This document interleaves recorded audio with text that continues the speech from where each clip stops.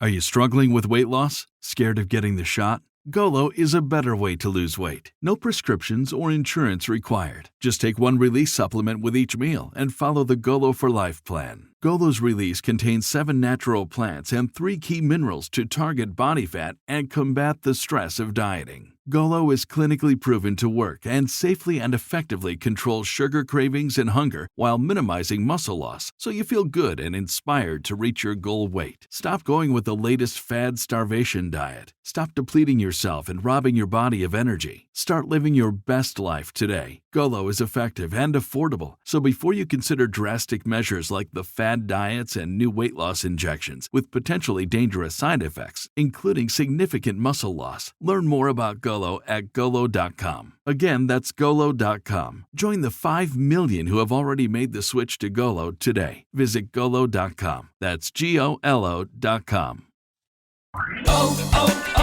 O'Reilly! You need parts? O'Reilly Auto Parts has parts. Need them fast? We've got fast. No matter what you need, we have thousands of professional parts people doing their part to make sure you have it. Product availability. Just one part that makes O'Reilly stand apart. The professional parts people. O'Reilly Auto Parts. Yo, Dog Pack, it is Kenny Mack and Rico Keegan, and we're ready for the season. We're super pumped, and we're going to kick the Cowboys ass. Hell yeah, let's kick this off, baby.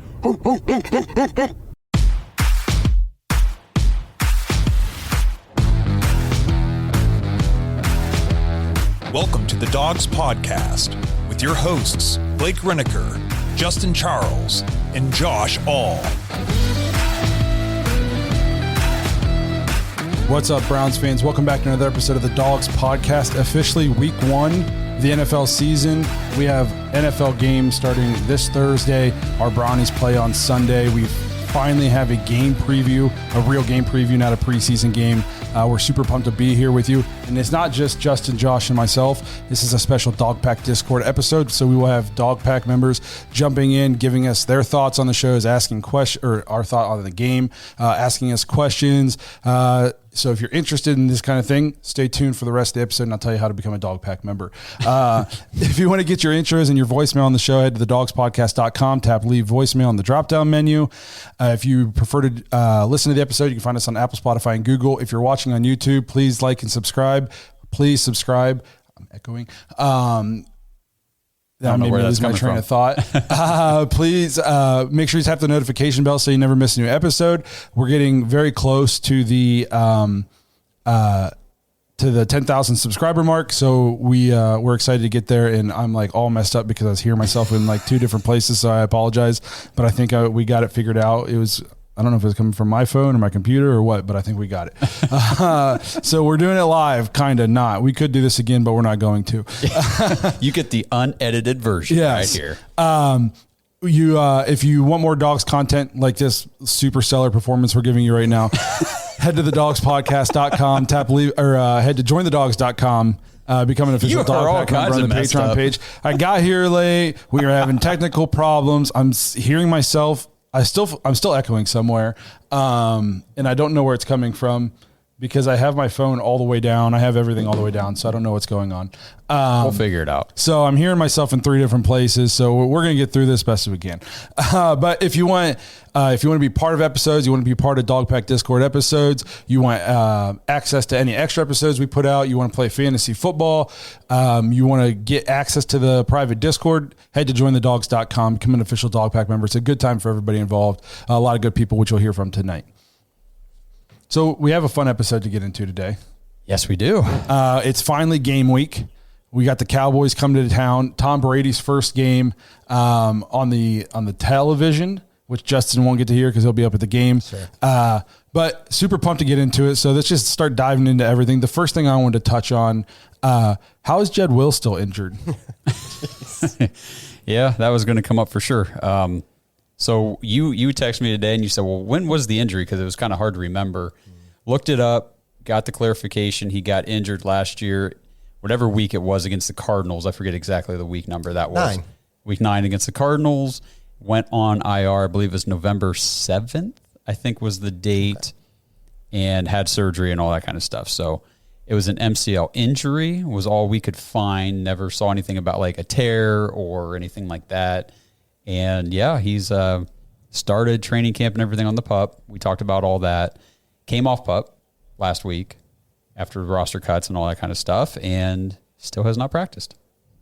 I mean, that's concerning, right? It is a little concerning. I mean, we're 6 days away from the game, if that, and our starting left tackle still hasn't practiced.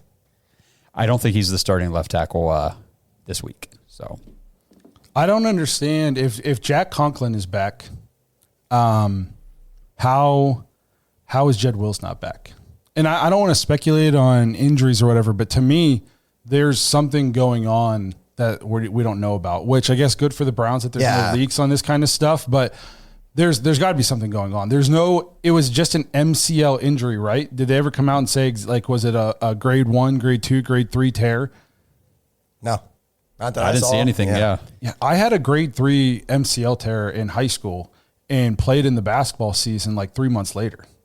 I didn't have to have surgery because it wasn't like, a complete blowout, but I had to wear a brace. I couldn't really walk on it for a while. And then I played in the upcoming basketball season.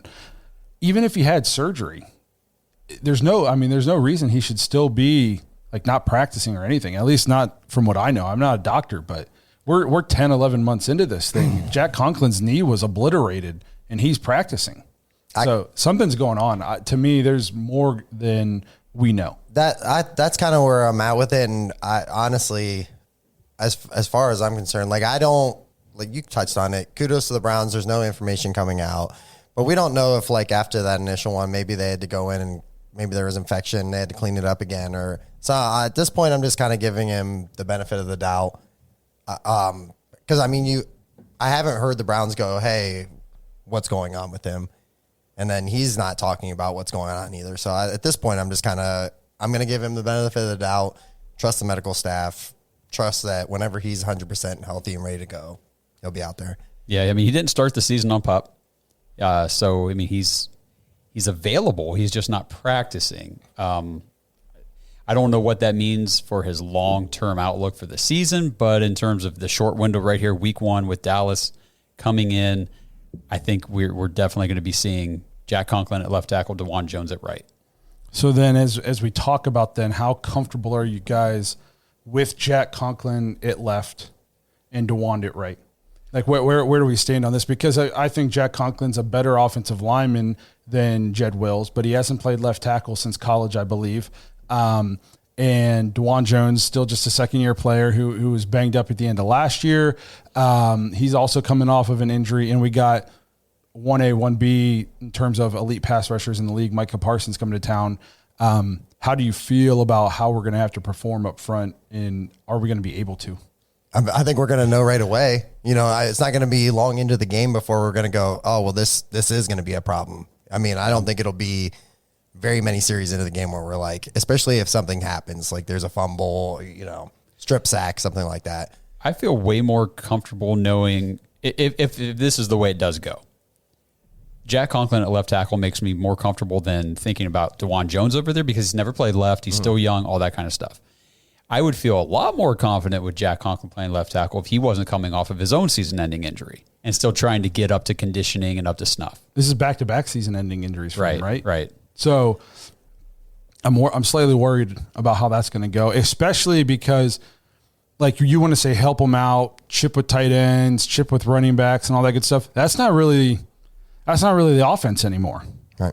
You know what I mean? Like, I expect to see Deshaun back there by himself a fair amount, and so it'll be Deshaun's got to get rid of the ball quick in mind. Like, he's got to have that internal clock, and he can't be patting the ball, holding onto the ball, because I don't want a Steelers situation from a year ago where all we have to do is just not turn the ball over, and we beat the Steelers in week 2 last year, and the offense lost the game.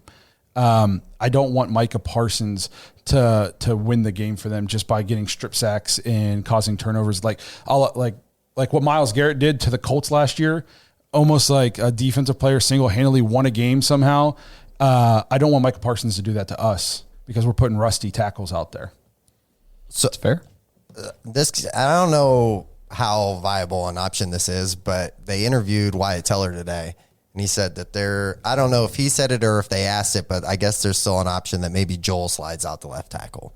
But then I don't know what that line, I don't know who would slide in at guard then. Probably Zinter based on the preseason, That's you fair. think? Yeah. Would it be him? Yeah, I think so. For me, all the talk in practice has been Jack Conklin. Right. I mean, I think that is the backup plan. And at this point, I think it's probably the plan A because I don't think Jed. Well, and then why would you want to switch it up? You know what I mean? Because then you're putting a lot of people in uncomfortable spots. That's what these guys are talking about. I saw this in the chat, talking about the 3 in the middle. That's solid with Joel, Ethan, Osick, and Teller in there. So, I mean, our offensive line is still good. It's just a matter of trying to make sure we got the ends figured out. And I'm okay with DeJuan Jones over there at right. He showed last year he can hold his own.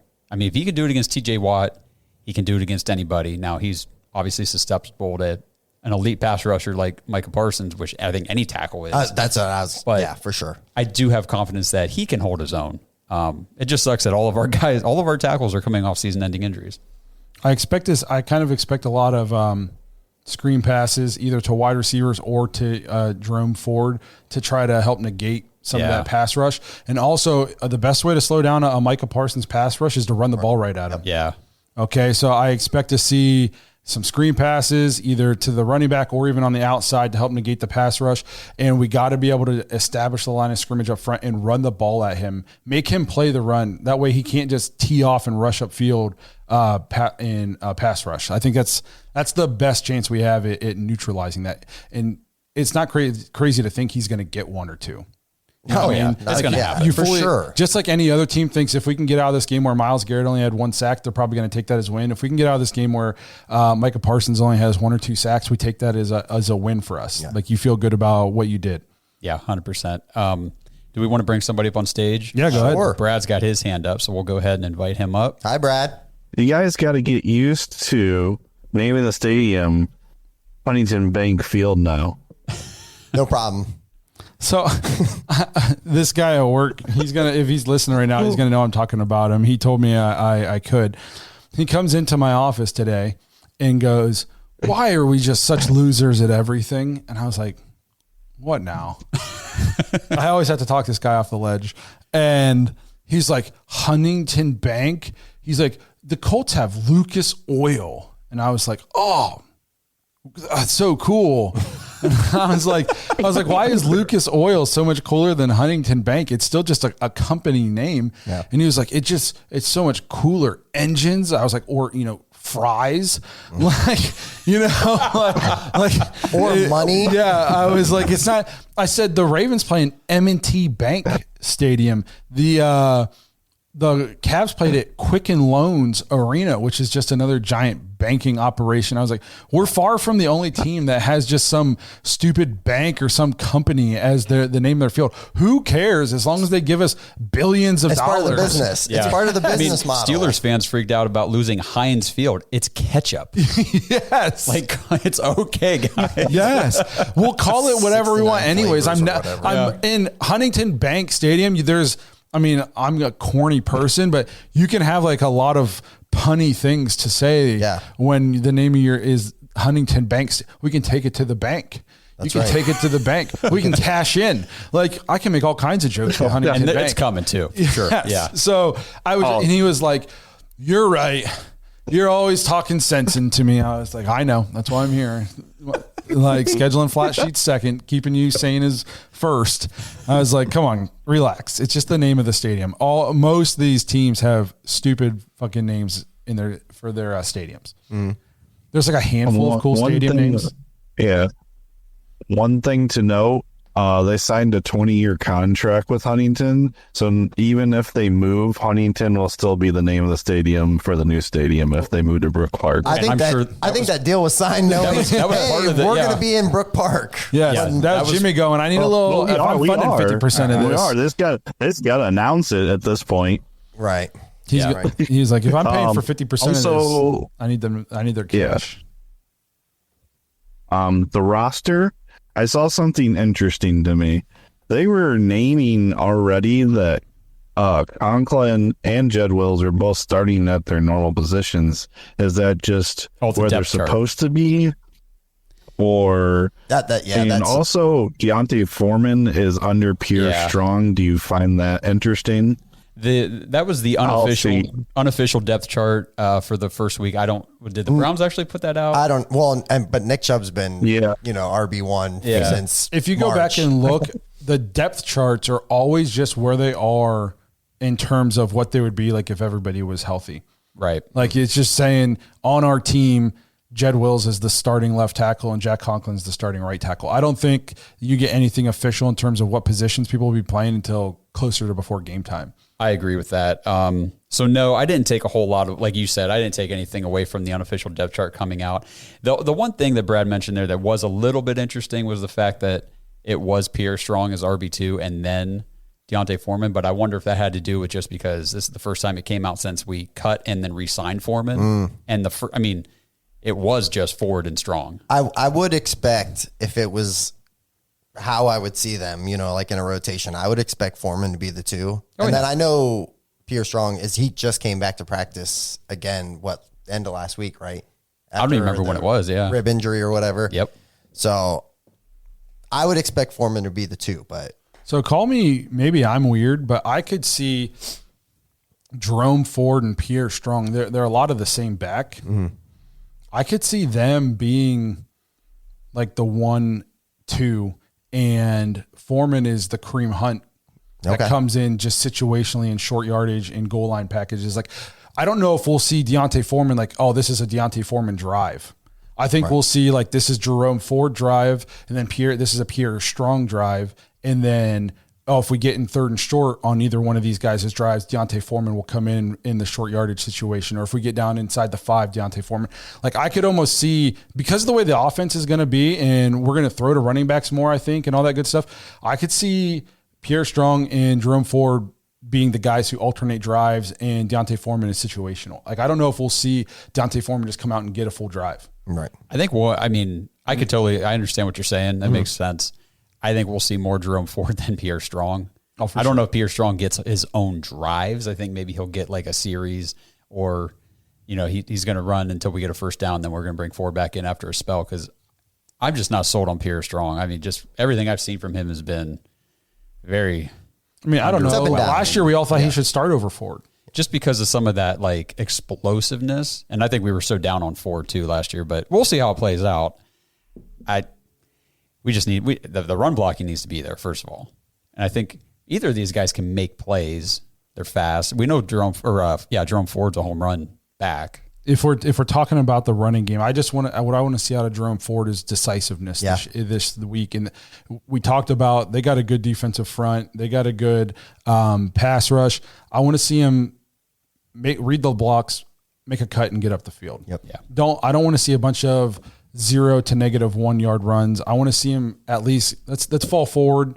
Worst case scenario, let's be in 2nd and 8 and 2nd and 7. Let's not be in 2nd and 10 plus because we danced behind the line of scrimmage and we tried to go east and west. Like let's put our foot in the ground. Let's plant. Let's get north and south. Let's be decisive. I think that's where his biggest room for improvement is this year. I agree. How many times did he take a sweep and he would just run 2 yards deep all the way out of bounds? Yeah. And whether that's blocking or, there's obviously multiple factors, but I remember just thinking like, I wish he would just, like you said, dig in and just go, just put your head down and at least get to the line of scrimmage. There were times he did. Was it the Ravens game where he looked like incredible? Yeah. He ran really well against the Ravens. You know what I mean? Like he just started off great. Yeah, he got north and south. He looked way more decisive. I just need to see him do it on a consistent basis now, because if he consistently does that, I think he can be a very solid back. Mm-hmm. I think the Browns think that too. That's why they didn't go out and make any huge move at running back this year, knowing Nick Chubb was going to miss at least 4 games. Yeah. Like I think they have a lot of faith in Jerome Ford. So I just want to see him do it on a consistent basis now. Yeah, for sure. Big news, Dog Pack. We are thrilled to announce we have a partnership now with BetStamp and Sign Up Expert, opening up an incredible opportunity for you to join some of our favorite sports books and get the best odds and new user offers this NFL season. Head over to our dedicated page at signupexpert.com/dogs, DAWGS, to explore a whole selection of sports books tailored to your region, each with unique offerings for you. If you guys are ready to take your sports betting to the next level this NFL season, head over to signupexpert.com/dogs, DAWGS, and check out the new user offers and the best odds on all the sports books. That's signupexpert.com/dogs. This episode is brought to you by Baden Sports. Browns fans, Baden Sports is your one-stop shop for all your athletic gear. Baden started out perfecting and manufacturing the best balls in the business. Yeah, if that sounded dirty, that's more about your mind than my words. But hey, it's true. Baseballs, softballs, footballs, basketballs, volleyballs, soccer balls, you name it, and Baden has engineered the highest standard sports balls available. And now they offer more than just sports balls. If you got kids playing baseball or softball, Baden has batting gloves and bats to go along with both game balls and training balls. If you're into basketball, Baden makes basketball specifically for indoor or outdoor use. Heck, Baden even has all the equipment you need for pickleball, which is one sport that I hear everyone is playing and yet I still never have. And I need to fix that soon. But don't miss the backyard game section of Baden's website where you can order everything you need for this upcoming outdoor season. Pool balls, backyard volleyball nets, croquet, bocce, horseshoes, cornhole, and more. Right now, you can get 10% off your entire order at Baden Sports, BADEN sports.com/dogs, DAWGS, and use promo code DOGS when you check out. That's 10% off all the top quality sporting gear you need this season. BadenSports.com/dogs. Kenny's asking to come up on stage. Kenny Mack. Come on up. Hey, what's going on, Kenny? Yo, guys, what is up? I am pumped for this week. Oh, my picture's not showing. That's too bad. I'm doing the sleeveless for the gun show for this. But anyways, I have the starting lineup pulled up for the Dallas Cowboys. And when I take a look at that, number one, I take a look at the receivers, right? We got a receiver that hasn't practiced. That's damn good. You got Brandon Cooks, who's still got injury issues. I think we should be able to shut those guys down on defense. And the thing is I look at their line, it's kind of revamped a bit with two rookies. And if I'm Myles Garrett, man, I'm licking my chops on Guyton. And then we got to get some pressure and maybe even blitz a little bit more up the middle with Cooper Beebe. And I think he'll be a good center. You can do stuff on rookies in their first game. And then last but not least, so to Blake's point, I think we pass a lot and we short pass and we take Parsons right out of the game. And but someone, for this to work, they gotta blow the top off the defense. And I think it's going to be Judy, but let me know who you think is going to blow the top off so we can get this short stuff working. I think once he got healthy in camp, by all accounts, was very impressive. Oh, he was impressive. We were up there. I mean, yeah. Very shifty. Very His shifty. Route running is very as good. advertised. Yeah, crispy route running. His change of direction, outstanding. Now obviously the Browns are going to do this, but there's one video out there that they put out. He kind of stutter step faked that he was going to go right and then broke left, and the guy. His soul left his body. He just was didn't even know what to do. He stood up, but he was 5 yards behind the play at that point. If we get that, and then you go get that with Amari Cooper's route running, I wouldn't be surprised if Amari took one deep. You saw that last year. You saw him. There's going to be big plays to be had because of Diggs is a great corner in terms of ball skills, and if he makes the pick, it's like he always has a chance to take it back for 6. But statistically, man, he's one of the worst cover corners. He just gives up tons of yards. There's yards to be had out there against him. You got to be smart with your eyes if you're Deshaun. You can't just lock in on a guy and telegraph too much, because then he'll make you pay. But he gives up a ton of big plays. I think, like Gage just said, he gives chunk play after chunk. You can burn this guy all day because he takes chances, and I think he watches in the backfield a lot, loses track of his guy. So there's big plays to be had. I think you're right. You can negate the pass rush. That's why I said like screen plays, that kind of stuff. And then, I look for us to get deep as long as the line can hold up. In order to go deep, you got to be able to pass block for 3-4 seconds. And they're down another Bland. corner. Yeah. Isn't Bland out for first 4 games? Yes. It was a 4 to 6 or 6 to 8, something like that. Yeah. Okay. That's what I was going to bring up too. Cool. So they're a little beat up in the secondary for sure. In terms of the defense, in terms of blitzing, I think Dak is one of those guys. He's not like a Lamar runner, but he almost moves. He's almost like a Patrick Mahomes runner, where you don't think of him as like a run first quarterback. He's not a run first quarterback, but he can make plays with his legs when he needs to.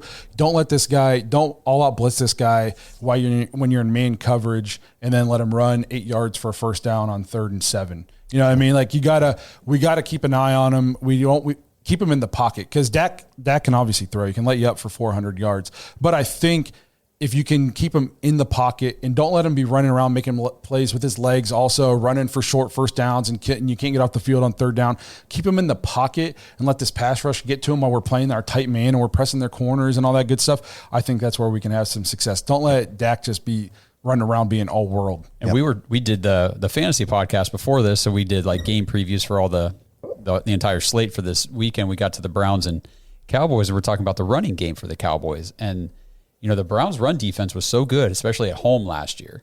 And early on, when everybody's healthy, like it's dominant.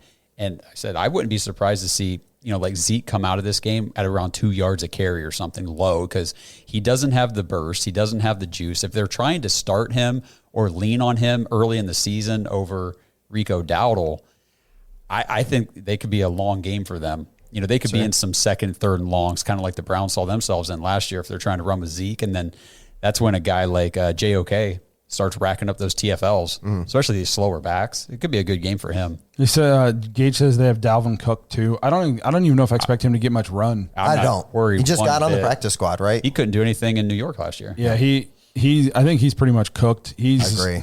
And like you said, they don't have an explosive backfield. I mean, Pollard was their most explosive back, and he's gone. So 2 rookie linemen. Yep, I think it's going to be a lot on Dak. Obviously, you got to shut down CD. Yes. Yeah.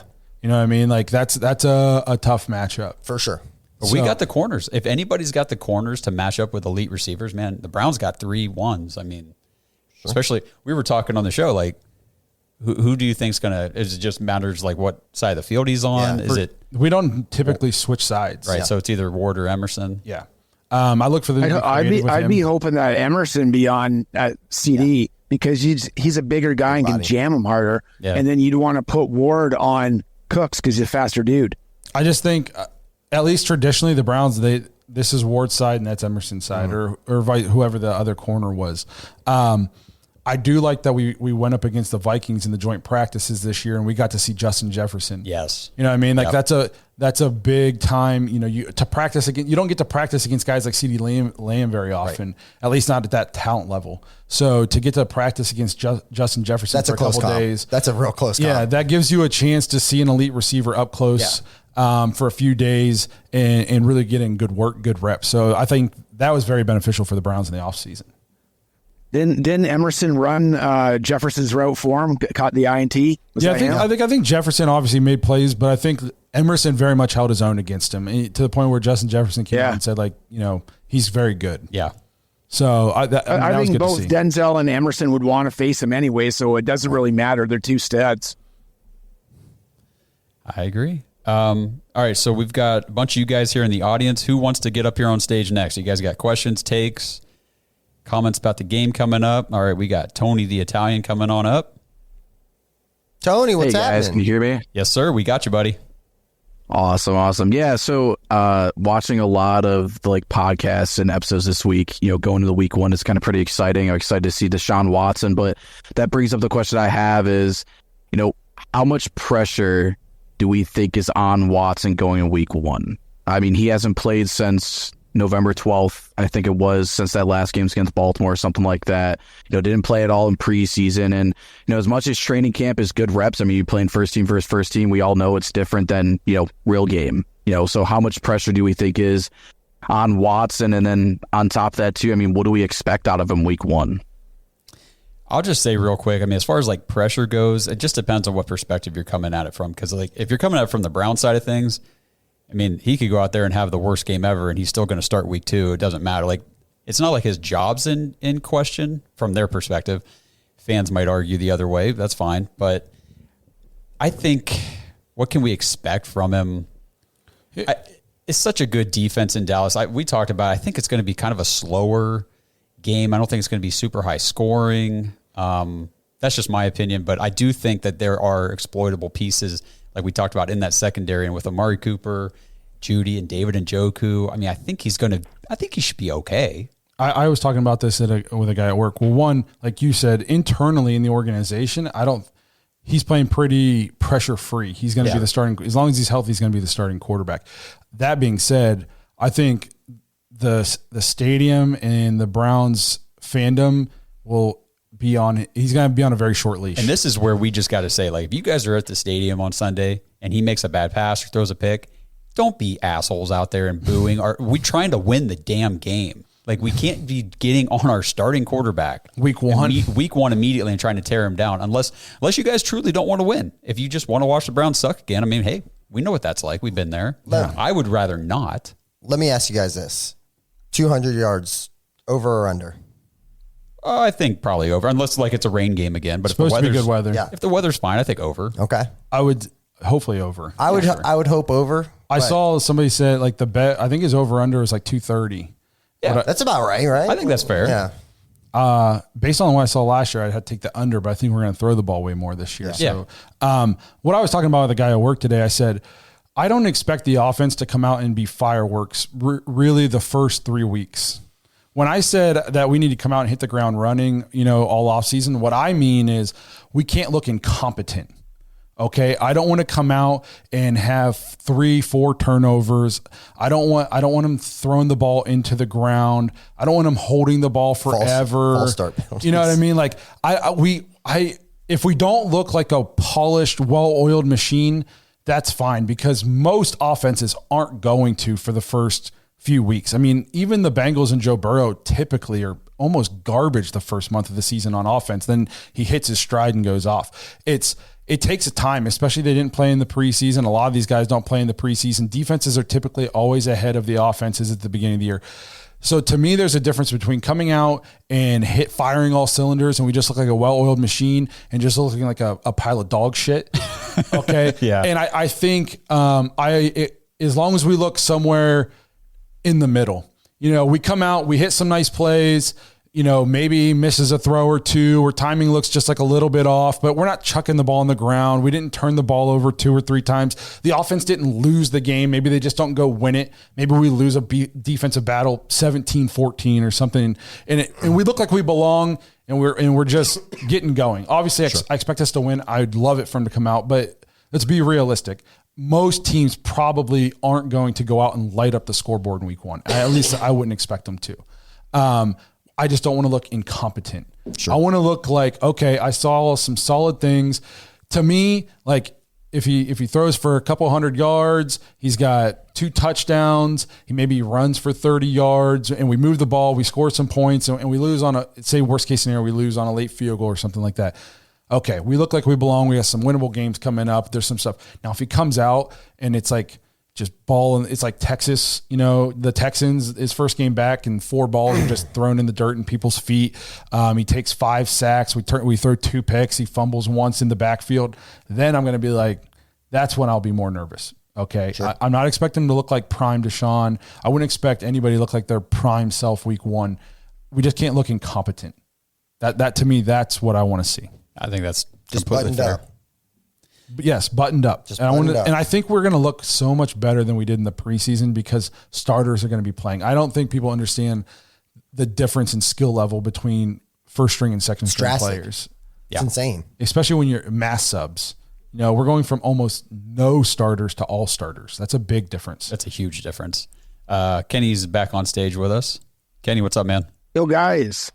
Hey, yeah, just to add to those points, like in the last little bit, Josh Allen, for example, he played 1 game in 2022, 3 for 3 for 45 yards. That's it. The next year when he was with Dorsey, I guess Dorsey needed to see a little bit more. He's 12 for 17 for 113 yards. And this year he was only 2 for 3 or 22 yards. So I think Deshaun Watson will be all right. He is notorious for starting slow as well. And but like if they can just get him those short rhythm passes, I think he's going to be okay. The other thing, the reason why everybody wants to talk about it is because that's a hot button topic. Who doesn't want to talk about this? That gets you lots of clicks. Sure. I want to see confidence.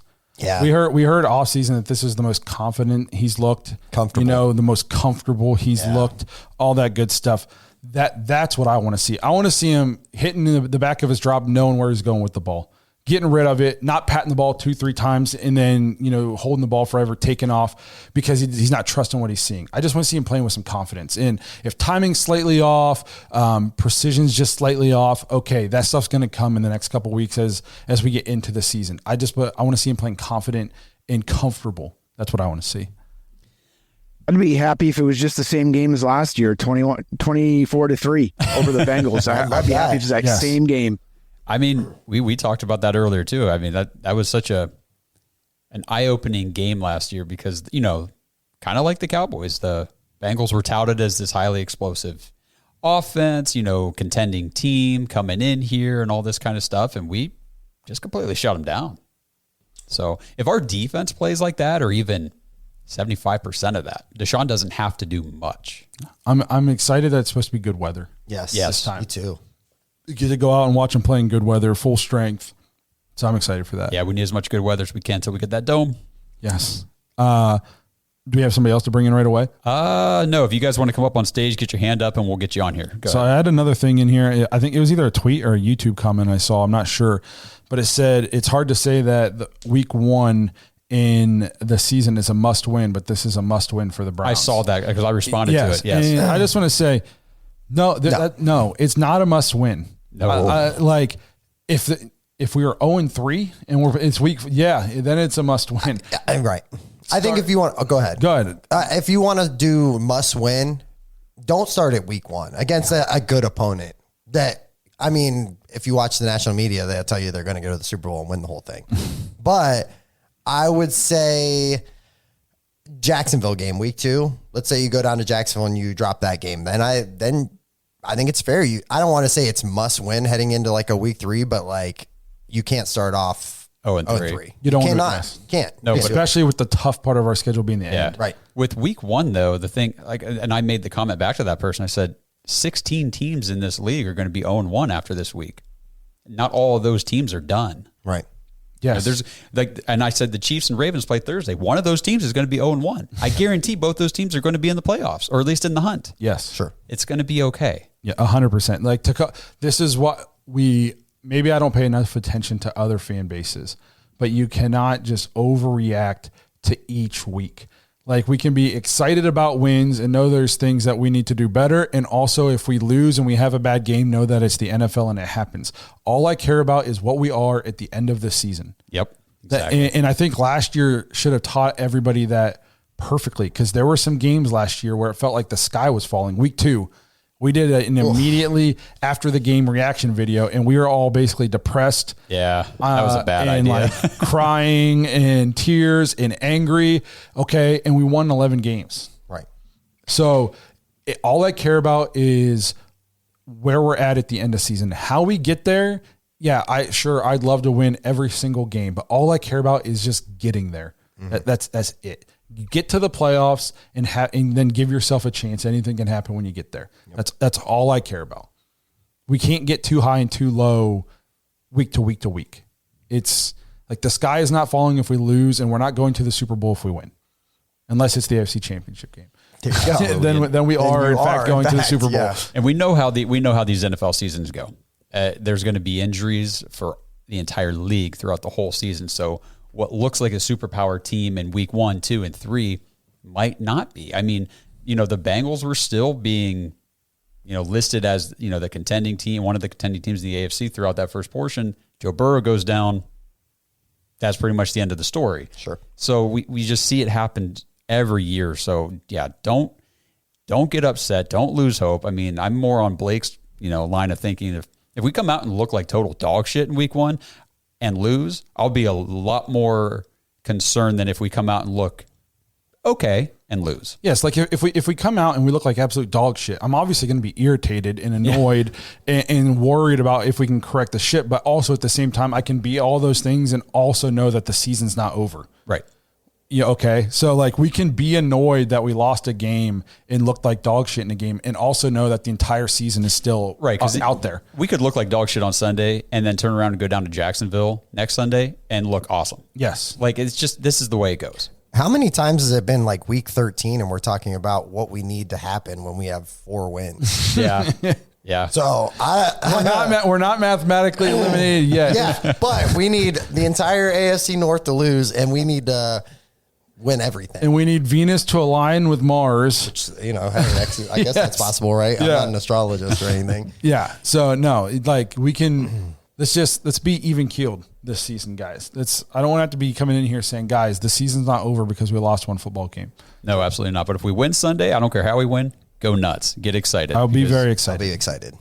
I'll be excited until Tuesday. That's right. And then it'll be Jacksonville week. That's right. All right. So we got Kenny up on stage, and then Pastor Rob's got his hand up coming up next. What's up, Kenny? Yo, guys, I just want to give you a shout out for the last episode that you did about the salary cap. Man, that made things crystal clear. I want to know what you guys actually took away from it, like one thing you learned. I know that I learned that by doing the 120% investment on the cap, that they're really invested on Barry. And so that was good to hear. And I just think it's such a good thing. I just wish we could just broadcast that all over the net so people could figure out how this cap is and know what they're talking about. This episode is brought to you by Manly Bands. Dog Pack, if you followed the show for a while, you know that I recently got married. I got my wedding band at Manly Bands. Now, I opted for something a little more simple, so I just got a plain, simple, gold, polished band from Manly Bands, but that's not everybody. And I'm telling you, they've got so many cool different designs and materials available. They've got bands made out of Jack Daniel's whiskey barrels, meteorites, even dinosaur bones. It's so cool. Just head to manlybands.com, check out the selection, see what they have. They've even got build your own bands if you want to make a custom style band for yourself. And right now, use promo code DAWGS, DAWGS, at manlybands.com when you check out, and you'll get 25% off your order. 25% is a big deal. So make sure, if you guys are looking for a new wedding band, Blake mentioned last week or two on the show that, he's lost a lot of weight in the last year. And so his wedding band is a little too big for him. So he's thinking about getting a new one. And I told him, I said, just go to Manly Bands, see what they got. And the 25% off your order is such a great deal. You really can't beat it. So at least go check it out, see what they have. They've got some really cool stuff. And again, promo code DAWGS, DAWGS, if you decide to buy one, and you'll get 25% off of that purchase.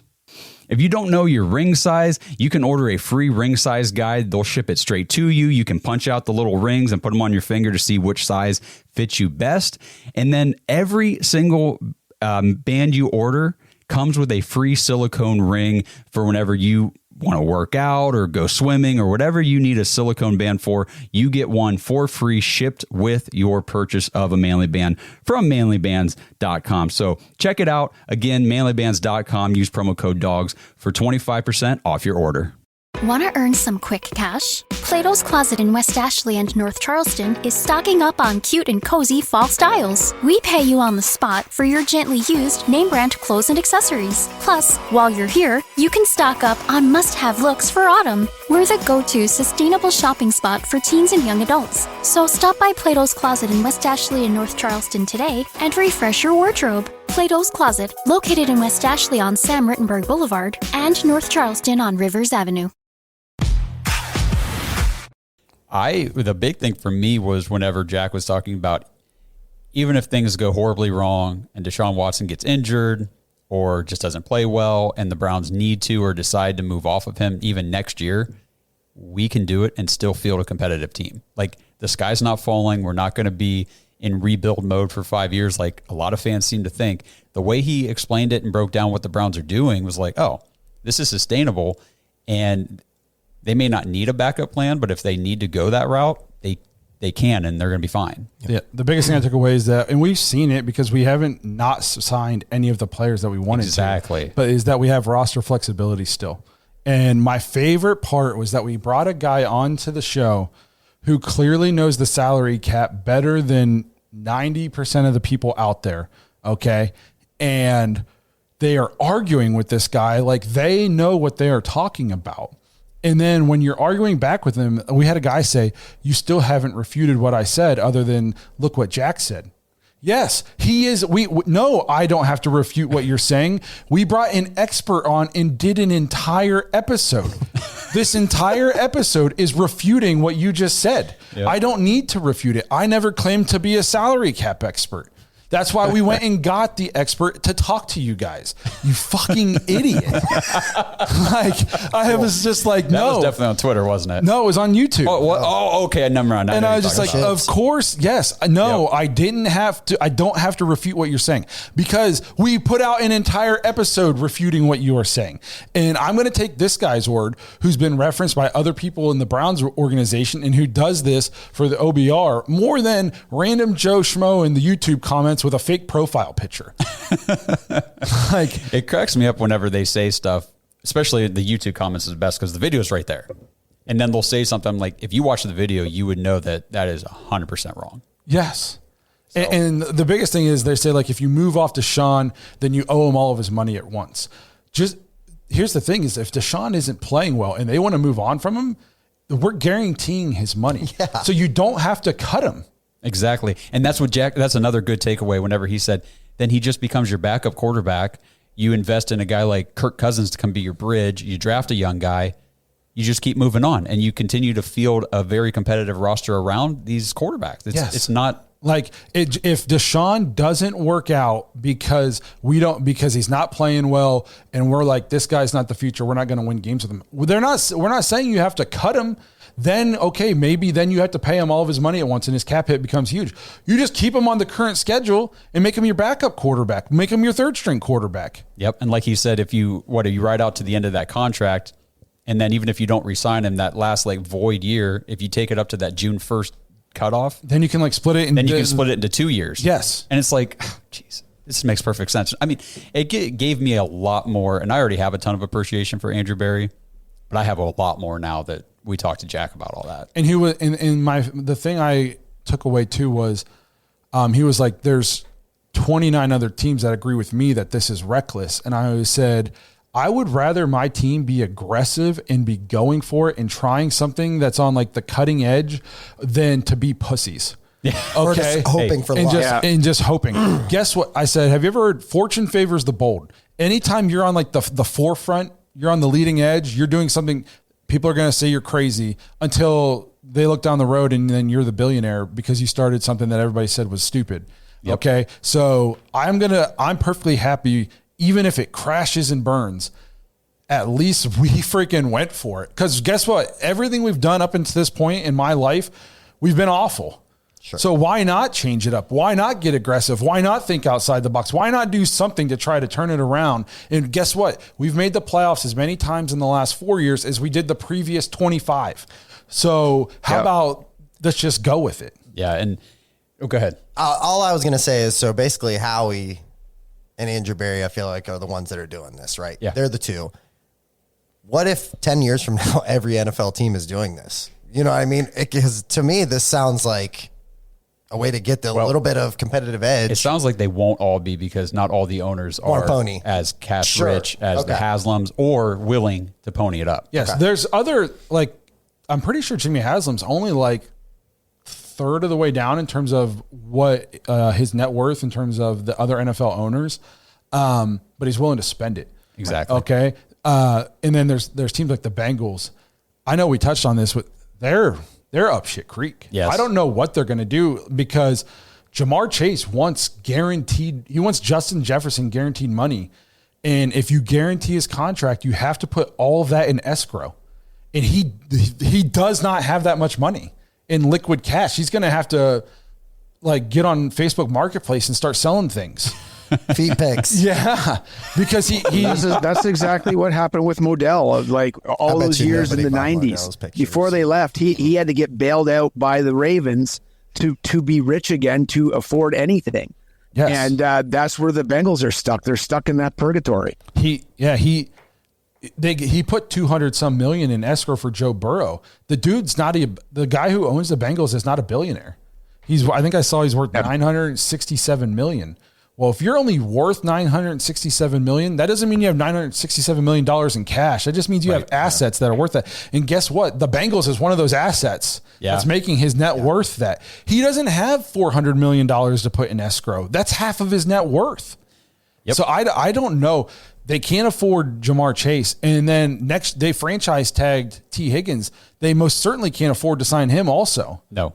So, I mean, I think there's a very realistic chance both of them are gone in next year. Yeah. I mean, and going back to the Browns, like you were saying, to be on the forefront, the cutting edge, the leaders, the thought leaders in this kind of thing, the Browns went and took a swing, a big shot on Deshaun Watson, because that's the only way you're going to get where you want to go. Well, if it doesn't work out with him, I am very confident that this ownership, the front office, this organization is going to go do it again. They're going to go swing big, take another shot because they're bold. Like you said, fortune favors the bold. So I could, even if it doesn't work out with him, it doesn't mean they're going to sit back and say, oh, well, we failed. We better be very careful now. No, this isn't the way they operate. They're going out and they're going to try again. What did playing it safe do for us from the year 1999? A whole lot of first round picks. Yes. We did the 2-decade-long thing of accumulating draft picks and being smart with the money in terms of not overpaying people and, not overreaching. What did it get us? Nothing. Except for the laughing stock of the league. Yes. So why wouldn't we mix it up? I don't understand these people who complain about the way we do it now. We did it the way you're complaining about that we're not doing it now. We did it for my whole life and we were ass. Yes. So we pounded the table for years just saying, God, what if we just went and got a guy? Because we obviously can't draft one. It's just not in our cards for our entire lives. And then we finally did it, and everybody's pissed that we still did it anyway. And even, like you said, even if he's not, at least we tried. Yes, and that's what, Tony put it in the chat as soon as he asked us the question. He said, listen, if Deshaun doesn't work out, I'm just happy that us as an organization took the chance to go out and win. Yes. That's where I feel like a lot of Browns fans don't understand or they're not appreciative enough of what this, if it doesn't work, it doesn't work, but at least they freaking tried. Think about it. If it doesn't work, nobody's had it worse than Jimmy Haslam. He just spent billions of dollars for it to work. So nobody's got more on the line than him. As long as we're winning games, guess what is working? Yes. It's working for him because there's more money coming in. Like it's all going to be fine. So we got Pastor Rob coming up on stage, and then Tony's got his hand up. Tony, you're coming up after Pastor Rob. Hi there. I was just coming off the back of what you were talking about, the financial stuff. The reason why we are able to do what we do is mostly around Haslam and Haslam backing the man in the background, the man behind the curtain, Di Podesta, the one that everybody forgets about, but is very much pulling a lot of the strings in the background. Because they are like, this is how we're going to do it. We're going to invest all this money. We are one of, I think I said it in this chat, we're one of like 4 or 5 teams that actually are cash rich. Like being a billionaire, as Blake said, is like, you could be a billionaire and have Bezos. Bezos is a billionaire, but Bezos' billions are in Amazon. They're not in his actual pocket. Same with Microsoft. Gates. Yeah. Bill Gates. They're not in his pocket. He does not have like $1 billion in his pocket sitting there ready to go. But the way that the Haslam's business works and the way they move their money around, they are cash rich. They are literally one of the most cash rich people in America. Mm-hmm. You've got very few other owners that can do that. You were talking about the Bengals and about the fact that they might have problems going forward with all these people that all want to get paid. I think Jamar Chase is mental enough to sit out, to be like, I won't pay it. I won't pay proper because they fucked around Higgins, and that's stunned his nose. And he is cheap. Mike Brown's cheap. The Bengals are cheap. They want to go for the bare minimum. They want to work within the confines of the way that things work. And going forward, I can see Jamar Chase being that guy who just goes, well, no, I'm going to sit out and not do anything. And you guys can pay me or you can trade me. And that'll be like the future for the Bengals and them all having a big pain in the bum. Right, let's get back to what my actual question was when I actually joined. What are your thoughts on how the offense is going to play this season? So we've done a lot of changes. We've seen a lot of bland, no-nonsense stuff. What are your actual thoughts on what we are actually going to change this season? Couldn't tell you. Couldn't tell you for 3 seasons now. I want to be encouraged by like reports and, that we're opening it up and we're going to just throw the ball all over. But for a couple of years now, I'm thinking until I see it, I know the preseason games was still the old Stefanski book, but I'm excited. I'd like to see us open it up. I think we're going to see a lot more 3 wide receiver sets, a lot of 11 personnel, 1 tight end, 1 running back, 3 wide receivers, a lot more pre-snap motion. What gives the Browns fits? We have one of the best defenses in the league, but what gives us fits is a lot of pre-snap motion, getting our guys moving, misdirection, that kind of stuff. So I see us implementing a lot of the same stuff that has given our defense fits in the past. And I do think it's not going to be an 100% Ken Dorsey offense, though. I think it's going to be a marriage between that and what Kevin knows in terms of scheming up a run game and stuff like that. So I do expect there to be changes. I think a lot of it hinges on the offensive line play. It's tough to go, empty, 1 running back, tight end split out wide if your tackles are just turnstiles. It's tough to do that, especially when you have a quarterback who's kind of notorious for holding the ball a little bit. So I think a lot of it hinges on how the tackles are going to play, because if they don't play well, then we have to scheme up ways to protect the quarterback, and then that limits what you can do in the playbook in your play calling abilities. I agree. All right, so we've got to wrap this thing up here shortly. Tony, you are going to be the last one jumping up here on stage, if you're still here. Yep, okay. Yeah, it looks like... Can you see me? Yep. All right, perfect. Yeah, so it's, saying that we got to wrap things up. So I guess my question was, what do we think are the keys to the game for Dallas in order for the Browns to come home week 1 with a win? So to me, it's don't turn the ball over. Yeah, sure. It's don't turn the ball over. It's don't let 2 guys beat you in terms of their defense. Don't let Micah Parsons take over the game, and don't let Diggs beat you. Don't let him go out and get 2 pick sixes or something crazy like that. And then I think for us offensively, it's going to be how the offensive line plays. Can we protect long enough to give Deshaun time to get into a rhythm? And can we establish some kind of running game to help negate the pass rush? If we're living in 3rd and long the whole time and Parsons is just teeing off on tackles who haven't practiced all offseason, it could be a long game. So I think we got to establish a dominance up front on the offensive side of the ball. That way, I'm not saying we got to come out and run the ball 25 times, but there's got to be the threat to run the ball. We got to be able to do it consistently without being behind the chains the whole time to help negate some of that pass rush, to allow Deshaun to sit back there, make reads, and hit some chunk plays, because I think there's chunk plays to be had. So don't turn the ball over. Win the battle up front on offense, and don't let 2 guys, every time we play the Steelers, it's Minka and TJ. Yeah. Don't let Diggs and Parsons beat you. I think mine would probably, and it kind of goes with Blake, but it would be just make Dak Prescott uncomfortable. Yeah, you know what I mean? If he's going to be in the pocket, get a lick on him or make him, force him into a bad throw. And if you can do that a couple of times, hopefully we can control time of possession. It's a tight game. With their run game not being very strong, I think we could put them in some 2nd, 3rd, and longs. And then if you start forcing Dak Prescott to push the ball, he really only has one place to go with it, and it's CeeDee Lamb if he's going to go downfield. And Dak Prescott, we talk about all the time, underrated quarterback. I think he's a very good quarterback in the NFL, but he is prone to some erratic play at times if he's starting to feel pressure to get the ball moving, and we could take advantage of that. We've got some studs in the secondary. We need to take advantage. And if we can do it early, take advantage of it early, get up. That'd be for me. That's what I want to see. And Dak can be hot and cold. Yes. There can be games where he's going to kind of come out and dice you up and just throw for 400 and look crazy.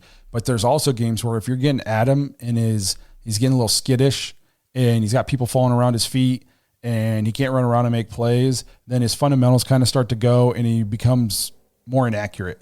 And, he's throwing behind guys, and then that increases your chance of us forcing turnovers. So, I think if you can make Dak uncomfortable, you keep him in the pocket and don't let him run for back-breaking first downs on, 3rd and 6s, 3rd and 7s, that kind of stuff, and you can force him into some bad throws. And what I want to see, too, we saw it all last season at home, was where quarterbacks had to, by the, middle of the second quarter, it was snap, throw. As soon as they got the ball, they were throwing it short, out screen, or just quick throws to receivers, because the pressure was so intense. So if we can do that, then I think we've got them right where we want them.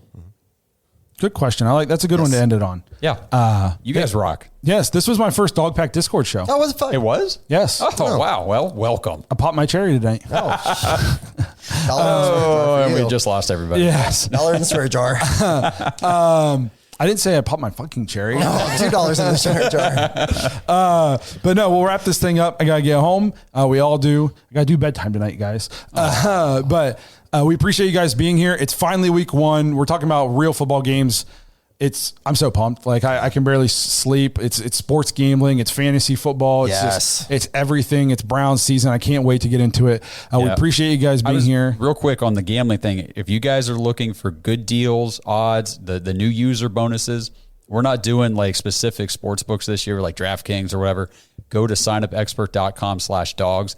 We've got preferred sports books on there. You can go to DraftKings or FanDuel or BetMGM or all of them if you want to. Sign up, get the new bonus offers, all that kind of stuff. So it's basically like a Trivago, only a betting website? Exactly. It's like one link, and it gives you all the sports books and all the best offers. Oh, nice. That's pretty awesome. Yeah. So what was that website again? Signupexpert.com/dogs. Awesome. Make sure you guys use that code. Get those sweet deals. We appreciate you guys being here. Huge shout out to the Dog Pack coming in, giving us their thoughts, helping us get through this episode, giving us a ton of great questions. If you want to be part of episodes like this and you want to get your intro or your thoughts on the show, obviously you can always send in voicemails and stuff, but the Dog Pack Discord show, this is live. They're in here. They're talking to us, and we talk to them throughout the entire week. So we know there's a lot of good banter going on. So game day. So if that's what you're into and you want to be a part of these episodes and just part of the group in general, it's jointhedogs.com, become an official Dog Pack member. So again, huge shout out to those guys. They're awesome, always helping us out, always keeping us company throughout the week. Big shout out to everybody who's liked and subscribed so far on YouTube. If you haven't done so and you like this episode, please go subscribe, help us get that 10K. Again, we appreciate you guys being here. We're so excited for week 1, and we'll see you guys sometime next week giving you our Cowboys game reaction, hopefully talking about a big first week win. Let's go Browns.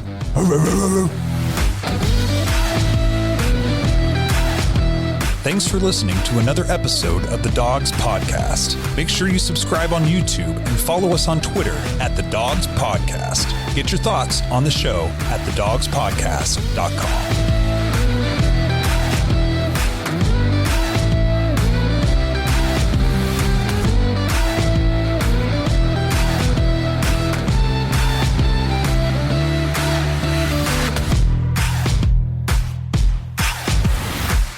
This episode is brought to you by Danger Coffee. Browns fans, we talk about how Danger Coffee is made free from mold toxins that are in 45% of the world's coffee, but that's not all that Danger Coffee has to offer. Mineral and nutrient deficiencies are a big deal. They make you feel sick, tired, stressed, and they can give you brain fog. These deficiencies negatively affect your immune system, your digestion, sleep, metabolism. Have you ever wondered why you get an initial burst from your coffee, but then you get that little crash not long after? Danger Coffee's patent-pending process remineralizes your body with more than 50 trace minerals and electrolytes, leaving you more energized, engaged, powerful. These micronutrients enter the cells to boost performance. They bind to toxins to provide detoxification support. I know that sounds like a lot, but the bottom line, guys, is minerals matter, and most of us really don't get enough of them on a daily basis. Danger Coffee delivers micronutrients, plus it gives you access to the minerals you already have. Head to dangercoffee.com, use our code DOGS, DAWGS, for 10% off your order. And that code can be used over and over. So you get 10% off every order you make using code DOGS. It's time to start every day off with a cup of coffee that gets you going and actually keeps you going. DangerCoffee.com, code DOGS.